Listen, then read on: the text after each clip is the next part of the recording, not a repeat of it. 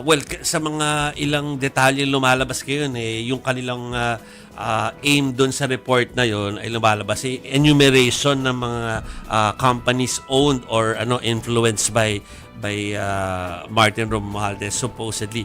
Parang tama nga no, Sir Verhel, parang yun, kung ganun lang pala, parang dapat ilabas na nga no, parang Ilabas ano bang na. kahirap-hirap doon?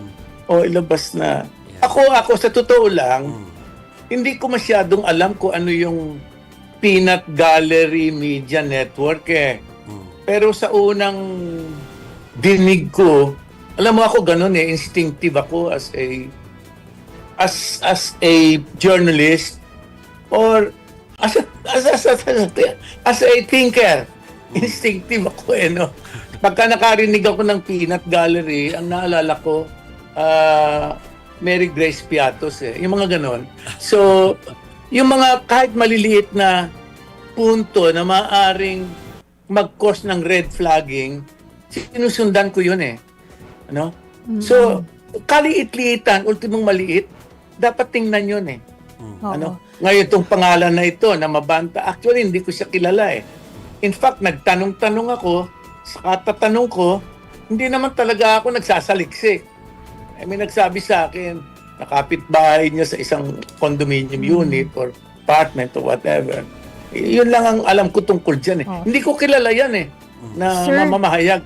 Hindi ko kilala yan na una mukhang bata pa, hindi ka mukha ni Ed no? Si Ed kilala ko pa ng araw yan. Hindi nagmukha ako matanda. Ang dami pa nga buhok ni Ed, ni Saan Bok. naman walang ganyan? Si Ed kilala ko pa. Parang sinabi mo Ang matanda. araw pa kilala ko na si Ed. Oo.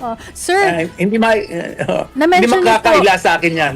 na-mention niyo po kanina na yung pagiging journalist po ninyo, no? So, sa panahon po ng social media at influencer, sa tingin po ninyo, paano po nagbago ang definisyon ng pagiging journalist? Or what is a journalist? Hindi nagbago naman ang definition, ganun pa rin It is a profession, And it is a profession that is governed by certain both legal, professional, and institutional rules.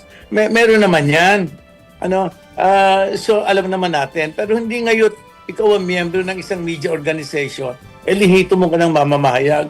Ang unang huhusga sa'yo, kapwa mo mamamahayag Yeah. Kung sino yung mamamahayag na alam, established na mamahayag, na kahit paano yung nire-respeto, o maaaring nakakatanda na kamukha ko, kamukha namin ni Ed, pwede naman talagang Damay-damay. pwede naman tingnan, Pero yan, judgment ng peers yan Ngayon, ang unang titingnan mo, ano bang klaseng media organization yan. Nagkagulo na kasi sa technology Ngayon, ang technology nag-provide ng mga platforms para kahit sino, pwede mang naglabas ng kahit na ano. Di ba? Without the process of editing, editors editing. Wala nang kamukha ng dating proseso. Yung layers of checks nawawala. Yeah.